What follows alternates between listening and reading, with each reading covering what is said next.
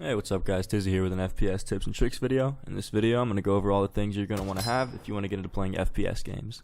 Now this video is geared toward PC players, but if you play on console, it might help you out too.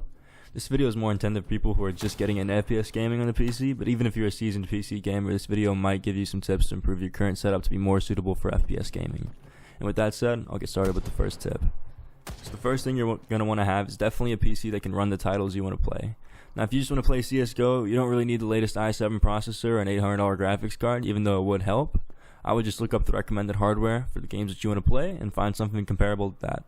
As long as it can run the games you want to play smoothly, at least 60 frames per second, the higher the better, you should be good. So the next thing you're going to want to have is a 144 Hz monitor. So Hertz is basically how many frames a monitor can cycle per second. The higher the refresh rate, the smoother the game looks. If you can run a game at over 100 frames a second, you'd really be bottlenecking your system with a 60 Hz monitor. Your cursor speed will feel less sluggish, and the overall smoother experience will make tracking enemies a whole lot easier than if you were using a 60 Hz display. Next, I'd definitely look into getting a gaming mouse that has adjustable DPI or dots per inch, which is basically how fast your cursor moves across the screen. Most pro players use DPI of 400 to 800, but it's really up to your personal preference. You want a mouse that feels comfortable in your hand and your grip style. You don't want a mouse that feels uncomfortable for sitting down and playing your favorite games for hours. Some people prefer a heavier mouse, but I like to use lighter mice because it makes tracking enemies at a lower sensitivity a whole lot more accurate. Something else that helps is having side buttons. 2 is like the sweet spot in my opinion, but it really depends on the games you're playing. And after you get all those, you're going to want a larger mouse pad. Whether you take a light fabric or a hard surface mouse pad is totally personal preference, as long as it's long enough for you to be able to comfortably turn the mouse. I use an extended mouse pad from Combat Wing that definitely helps with flick shots and turning on enemies, but I know a lot of people like the SteelSeries QCK, either the Plus Edition or the Extended Edition.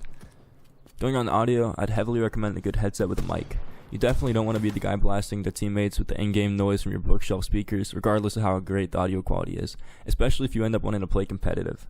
I'd recommend getting one with a microphone to save you from having to get a microphone separately, but that's really also personal preference. And whether you prefer a deeper, more bass-filled experience or one with more top end for hearing enemies is really up to you. Just make sure the sound quality is good enough that you can hear enemy footsteps coming. And lastly, you're probably going to want a decent mechanical keyboard. These aren't as expensive as they used to be. You can pick up a Red Dragon mechanical keyboard with Cherry MX Blue equivalents for under $50, or you can go all out and get something from brands like Corsair or Razer or anything like that. The reason you're going to want to go mechanical over mesh is that mechanical keyboards have a lot faster input time than mesh keyboards, just due to using actual switches underneath the keycaps rather than activating a laser that then sends a signal to your PC, and they sound great. So once you have all those things, understand your setup is probably going to change over time as you end up figuring out what you like and what you don't like. And if this video helped you, I definitely appreciate you subscribing and hitting that like button, because this video is going to be part of a whole FPS tips and tricks series that I think you guys are definitely going to enjoy. See you next time. Tizzy out.